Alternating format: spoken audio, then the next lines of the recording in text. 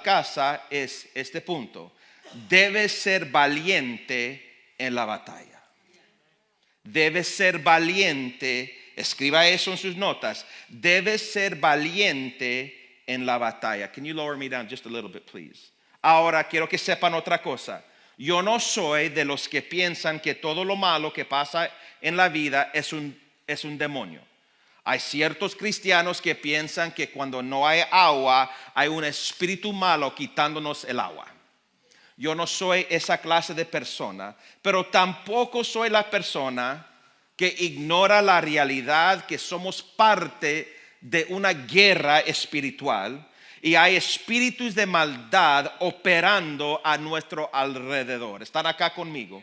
Y quiero hablar de eso hoy en día. Usted tiene que entender esta verdad bíblica esta mañana, que el enemigo te odia. ¿Sí me explico? Satanás te odia. Él no quiere ser amigos contigo. Él quiere matarte y te quiere mandar al infierno. ¿Están acá, iglesia? ¿Y por qué te odia Satanás? 3 razones. Número 1, debido a la sangre de Jesús, te pareces a Jesús y Satanás odia la imagen de Dios. ¿Están acá, iglesia? Por causa de la sangre de Cristo que vino sobre tu vida cuando usted aceptó a Cristo, Satanás ahora no te ve a ti tanto como ve a Jesús. Y él odia la imagen de Cristo que está en ti. ¿Están acá, iglesia? Amén. Ok. Número 2. Y otra cosa. Ok. Cuando el enemigo te ve, es un recordatorio de su fracaso y de su futuro. Cuando el enemigo te ve a ti en la mañana, se recuerda de su fracaso en la cruz y de su futuro en el lago de fuego. So, te odia porque te miras como Jesús, pero número 2, te odia por tu destino de pasar la eternidad con Dios. Usted va a pasar la eternidad con Dios y él se siente celoso de eso porque él tenía esa posición antes del tiempo. Usted se recuerda como Lucero, el ángel, él estaba en el cielo con Dios, pero él quiso el trono de Dios y se encontró pecado de rebeldía dentro de él y el Señor lo echó fuera del reino. Y cuando él entiende que usted va a pasar la eternidad con Dios, él te odia por eso. Y número 3, por tu llamado, te odia por tu llamado a restaurar la relación de las personas con Jesús. Te odia porque tú tienes un llamado. Estoy predicando mejor que sus amenes. Él te odia porque él entiende que tú tienes un propósito aquí en la tierra. Que tú no vas a vivir una vida ociosa, pero una vida con propósito. Están acá, iglesia, me están escuchando. Que tú tienes llamado y él odia tu llamado porque tu llamado es rescatar a otros del infierno. Restablecer relación con el Padre y él odia eso, pero le encanta cristianos flojos y perezosos. Iba a decir a los que no dicen amén en la iglesia también, pero es otro mensaje para otro día. Mira, en el momento en que aceptas a Cristo como Salvador, te guste o no, te vuelves parte de una guerra espiritual. Y tú puedes ignorar esa guerra y tú puedes decir, no, eso no es para mí. Pero si tú dices que eres un seguidor de Cristo, estás metido en esta guerra cósmica. Ahora, si alguien alguna vez entendió la verdad bíblica de lo que es guerra espiritual, fue el apóstol Pablo.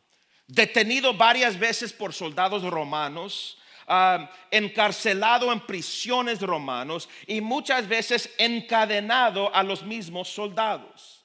Debes de entender cuando usted estudie, hermanos, lo que era la guerra en tiempos romanos, hermanos. Debes de entender que el ejército romano, escúchame muy bien, era impresionante.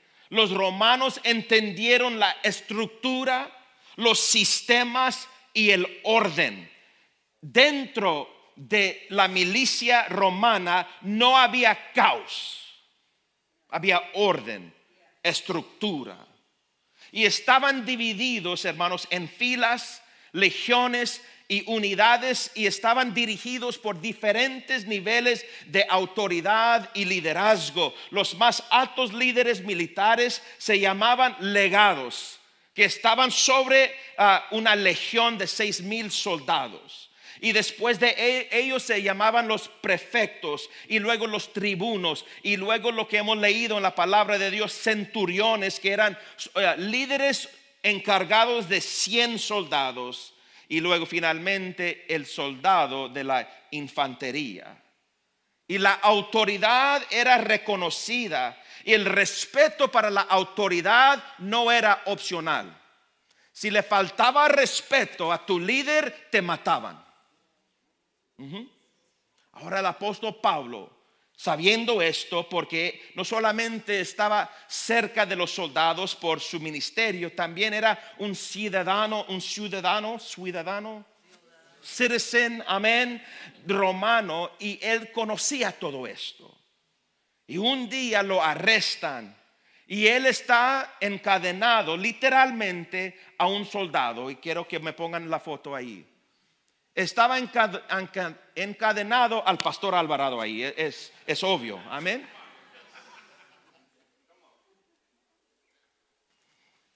Y él ve al soldado y está inspirado por el Espíritu Santo.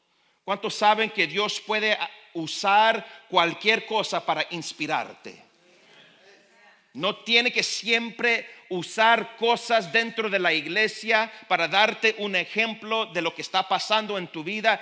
Él puede usar cualquier cosa en este mundo para enfrentarte con algo que Él quiere darte. Amén. Y él ve este soldado y viene la inspiración del Espíritu Santo sobre él. Y ahora vamos a leer capítulo 6 del libro de los Efesios. Y vamos a ver y leer la inspiración que el Espíritu Santo le dio a él. Y porque él va a comparar el soldado romano con el soldado cristiano. Amén. Efesios 6. Solamente 3 versos vamos a leer porque no creo que habrá tiempo para estudiar todo, pero vamos a empezar con el verso 10.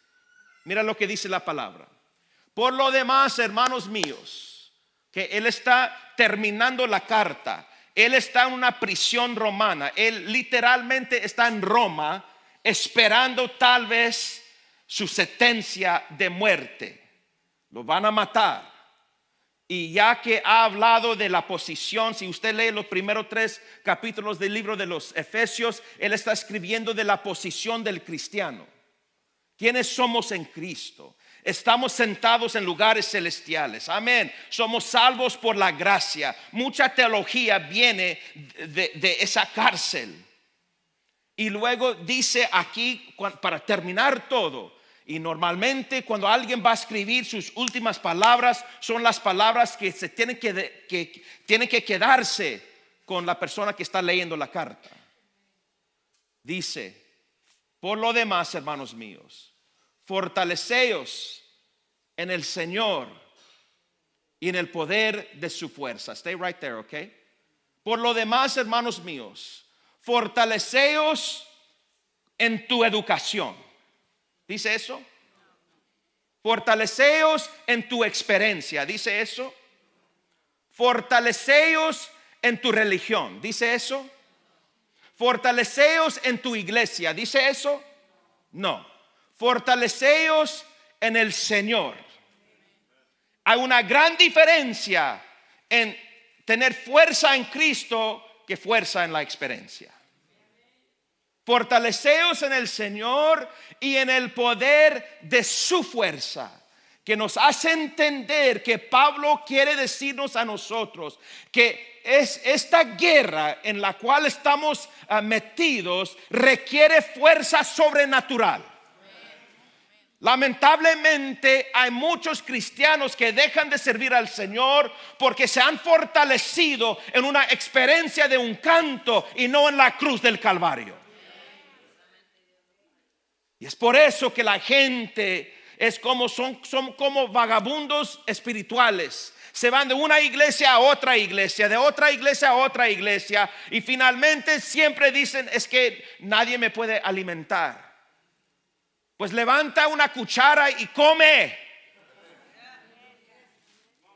Ya se enojó el pastor, amen. I preach better when I'm mad. Ahora mira el verso 11. Vestíos de toda la armadura de Dios. En un tiempo no sé si vamos a poder meternos en eso, pero voy a predicar. Para que podáis estar firmes contra las acechanzas del diablo. Wow, quiero pararme ahí. Vestíos de toda la armadura. Una vez, póngame el soldado una vez más ahí. Mira. Pablo mira el soldado y que tiene armadura. Y él dice, viendo el soldado a su lado, escribe a nosotros, pongan toda la armadura de Dios. Porque de igual manera que tiene armadura el soldado romano, el cristiano soldado también tiene armadura.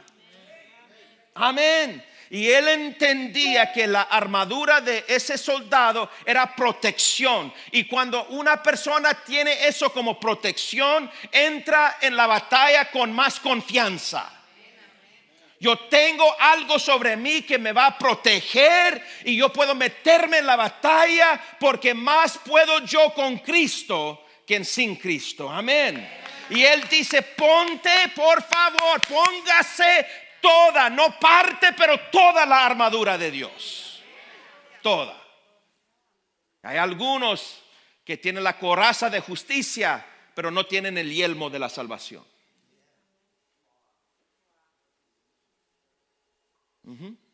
Que no pueden controlar su mente. Que cuando entra un pensamiento no saben cómo sujetar ese pensamiento a Cristo. Yo vengo con palabra esta mañana. Ok, vamos a seguir. Y luego, go back to verse 11, el verso 11. Para que podáis estar firmes contra las acechanzas del diablo. Ahora esa palabra acechanza no es una palabra normal que usamos en nuestras palabras diarias, ¿no? Yo veo tus acechanzas.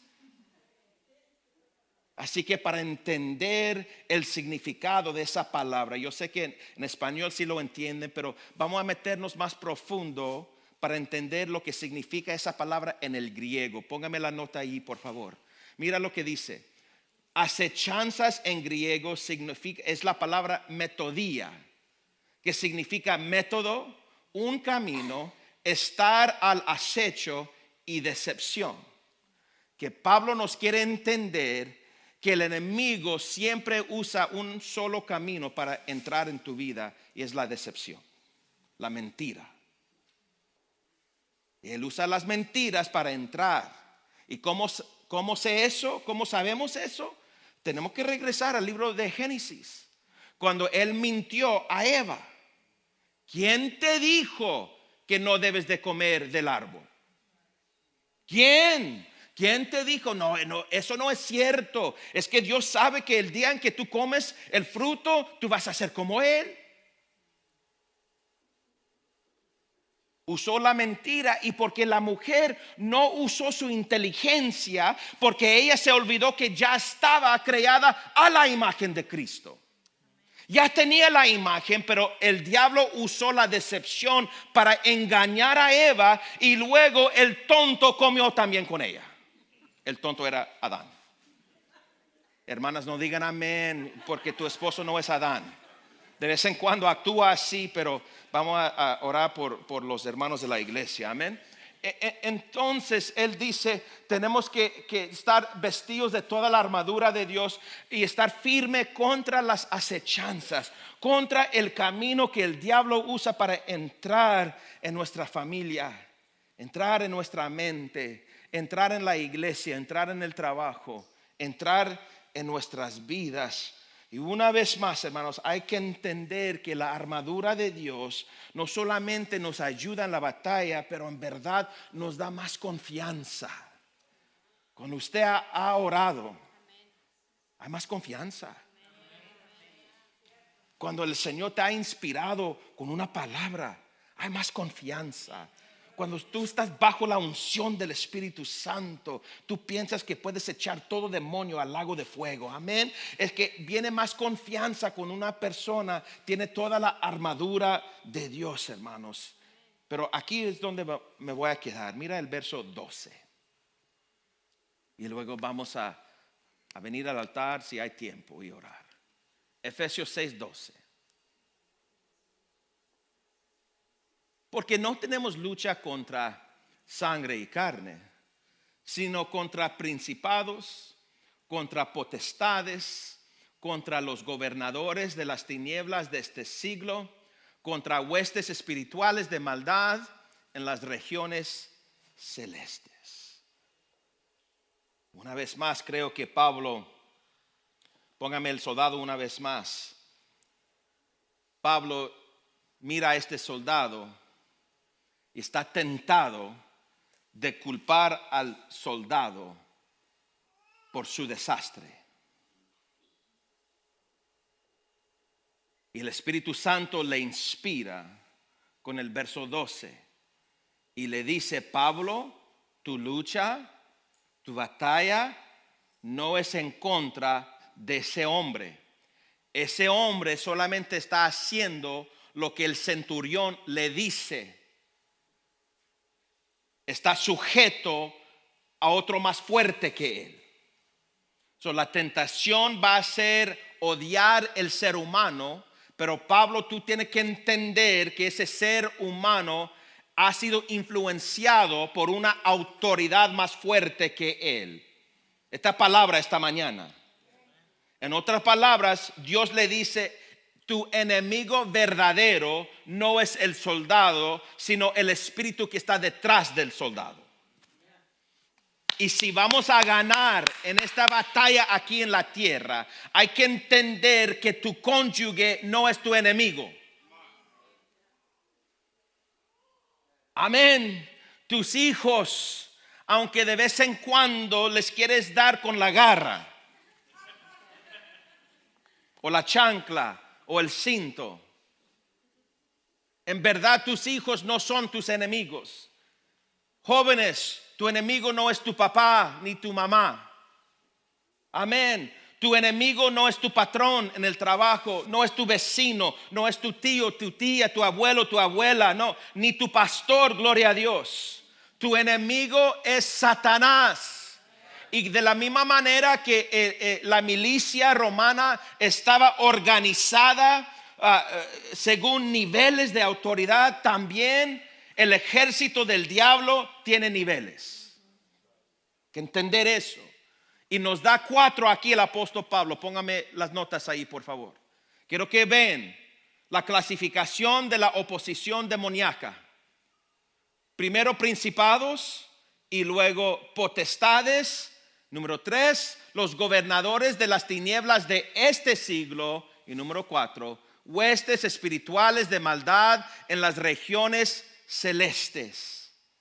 Ok, allí el apóstol Pablo en verdad no está usando palabras y descripciones sin propósito, pero bajo la revelación sobrenatural del Espíritu Santo, en mi opinión, mientras que él está escribiendo, el Señor le abre los ojos espirituales para ver demonios. Y él los ve en rango, en clasificaciones. Los más fuertes son los potestades o los principados, que están sobre regiones. Principados, hermanos, fuertes. Y nuestra batalla en verdad, hermanos, déjame decir esto. Yo sé que muchas veces decimos: diablo, yo te reprendo. Y está bien eso, pero en verdad no creo que ni el diablo nos conoce. El diablo no es omnisciente ni omnipresente. El diablo no puede estar en Irak o en Israel y aquí en Moses Lake ahorita. Tiene que escoger. Él no es Dios. Ahora Dios, sabemos que la eternidad, según lo que me dijiste el domingo pasado, que la eternidad existe dentro de Dios. Dios está en todo lugar y en todo momento. Es en Él que vivimos, Amén. Nos movemos y somos. Amén. El diablo no es así. Su autoridad es una autoridad delegada, pero también limitada. Son verdad, el diablo no creo que te conoce, pero tiene demonios asignados que sí te conocen. Les estoy dando teología aquí. ¿Ok? So, nuestra batalla en verdad contra el enemigo, contra Satanás, no es con él personalmente, sino que él opera a través de espíritus malos, principados y potestades, hermanos. Y el nivel que nosotros muchas veces vemos en la familia son huestes espirituales de maldad, espíritus de familia. Y podemos ver, hermanos, potestades, que los potestades están sobre naciones. Por ejemplo, esta misma semana se aprobó en el estado de Ohio que pueden abortar a un bebé hasta el día de su nacimiento. Que cuando él nace, si la mamá no lo quiere, lo puede matar allí. Y cuando pasaron esa ley, todo el mundo aplaudió.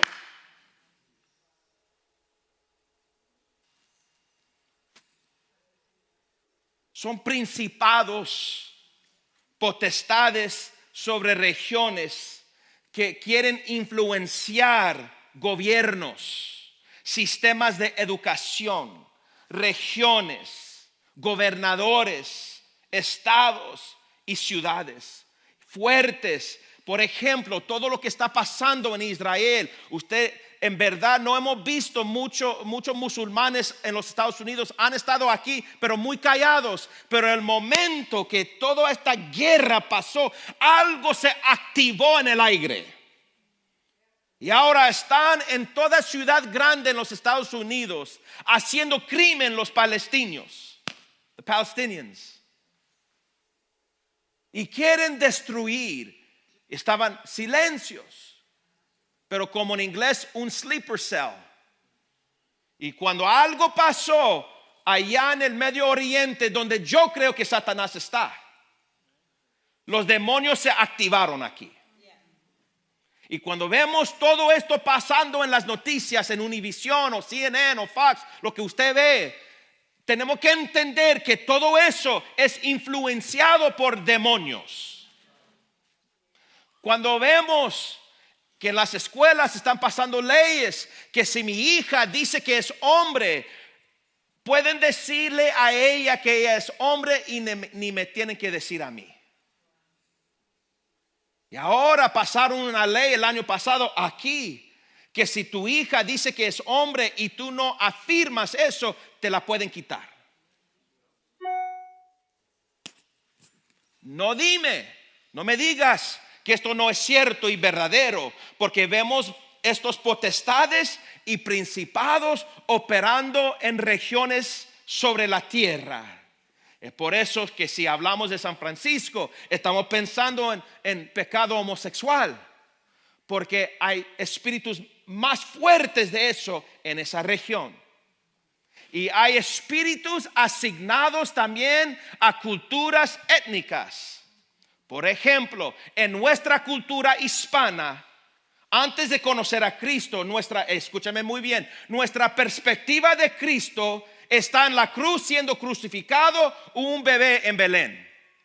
Y ambos imágenes son imágenes débiles de Cristo. Porque cuando Él está colgado en una cruz, es un mártir, débil, es un cordero. Y cuando es un bebé en Belén, qué chulo, bebito, pero no puede salvarme. Es por eso que en nuestra cultura, la mujer, la mamá, damos más honor por causa de la Virgen. Se acabaron los amenes aquí. Y muchas veces en el pueblo hispano, escúchame muy bien, en el pueblo hispano honramos nuestra mamá más que nuestro papá. Eso está fuera de orden. Yo vengo con verdad esta mañana.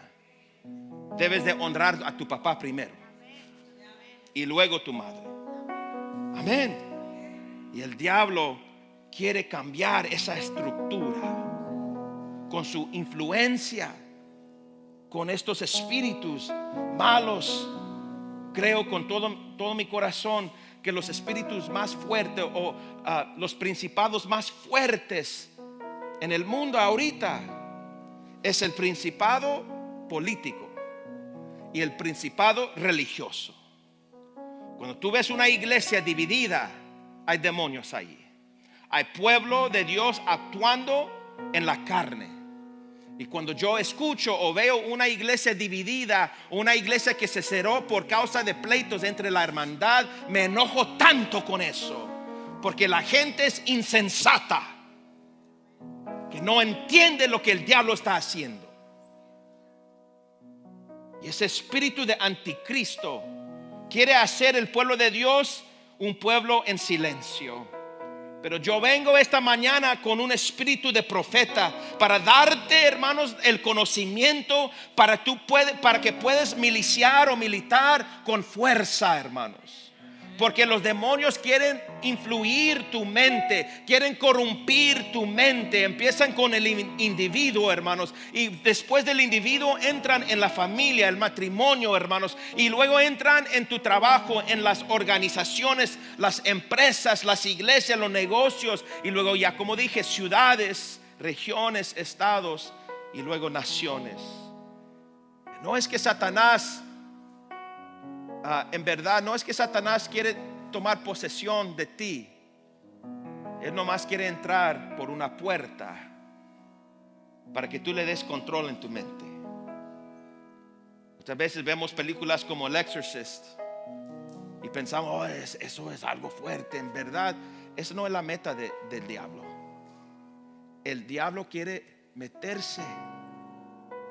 Que cuando, mira, el pueblo hispano, cuando tú has orado en el altar y Dios no te sana, el pastor ha puesto manos sobre ti y Dios no te ha sanado, el espíritu sobre tu cultura étnica dice: vete al curandero.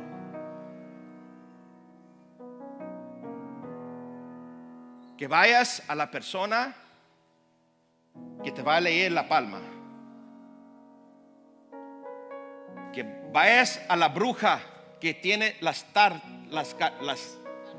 cartas de tarot.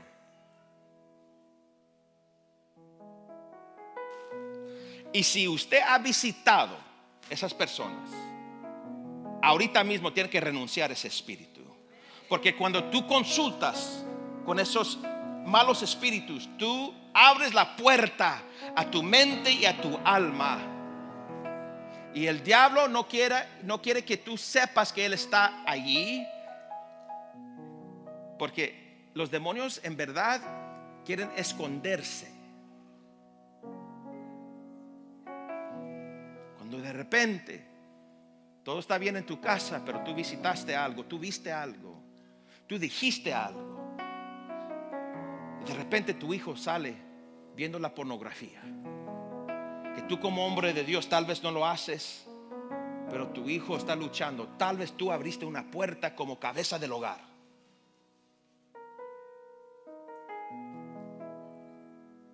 Muchas veces queremos mezclar lo de Dios con lo del mundo.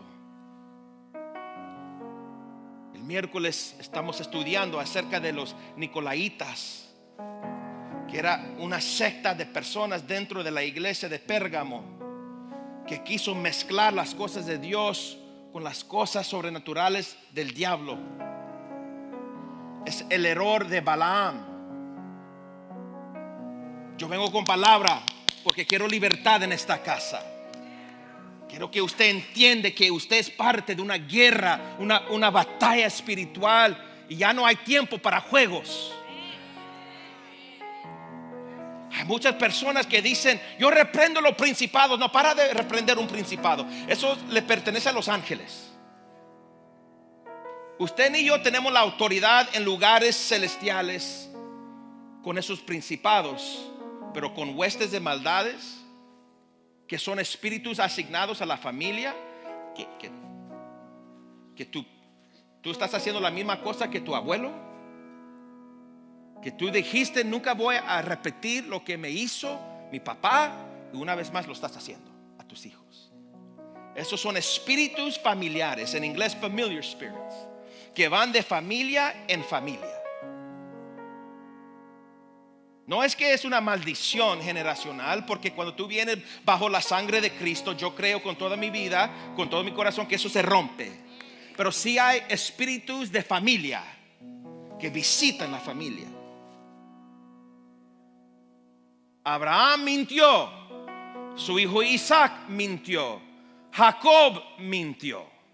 Son espíritus de familia. David mintió y pecó. Absalón también igual. Salomón 1000 esposas. Ay, santo Dios. Apenas podemos con. Amen. Thank you, Brother Billy.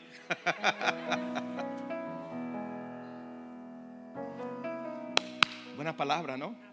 Y Pablo dice, nuestra milicia, nuestra lucha, nuestra batalla no es en contra el uno al otro. Otro ejemplo para terminar. En el libro de Esther, Dios la pone a ella, le pone a ella dentro del reinado del rey. Y el general que se llamaba Amán, él odiaba a los judíos. Y va al rey y le da una mentira y dice, tenemos que matar a todos los judíos. Y se levanta Esther y su primo Mardoqueo dice, si tú no haces algo, no te vas a escapar tampoco.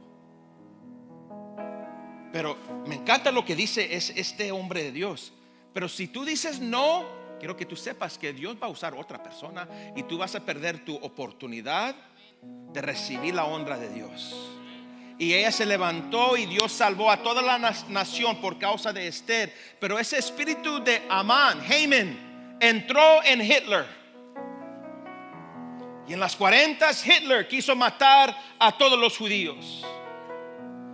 Y escaparon y Dios los salvó y regresaron a la tierra prometida. Pero ahora Amán entró en Hitler y Hitler entró en Hamas. Hamas en el hebreo significa violencia. No se equivoquen. Es un espíritu, un principado fuerte que quiere matar a los judíos y quiere matarnos a nosotros. Pero pastor, es que los inocentes, no me voy a meter en eso ahorita, porque tengo mucho que decir en eso. But listen, I come and I gotta close. Tengo que cerrar. Pero somos parte de algo más fuerte que nosotros. Y si tú quieres seguir luchando con tu fe, vamos a despedir y estás bien. Lucha. Pero si tú quieres usar conocimiento y conectar el conocimiento a sabiduría y conectar sabiduría con buenos hechos, entonces tú vas a ser hombre de Dios, mujer de Dios. Y yo no tengo tiempo, hermanos. Tengo muchas notas, pero voy a terminar con el último punto. Put the very last point there. Jesús muere en tu cruz para ser tu Salvador. Tú mueres en su cruz para serlo Señor. Él murió en tu cruz. Tú y yo merecemos ser clavados en la cruz, porque Él, perfecto, sin mancha, sin arruga, perfecto, sin pecado, impecable. Nosotros no. Nosotros merecemos la cruz de Jesús. Amén. Él tomó nuestro lugar en la cruz para ser Salvador. Pero tú y yo debemos de morir cada día en la cruz de Jesús para que Él sea Señor de la vida. Y el problema del cristiano, hay muchos salvos, pero no muchos que conocen a Cristo como Señor. Y Cristo dice, ¿por qué me llamas Señor si no haces lo que te digo? Vengo con esta autoridad esta mañana para decir, es tiempo de poner a Cristo no solamente como tu Salvador, pero como Señor. Lo que tú dices, porque nosotros somos parte de una guerra. Y yo no sé de usted, pero yo estoy cansado de ver personas perder la guerra. Es tiempo, primer punto, ser valientes en la batalla. Póngase de pie.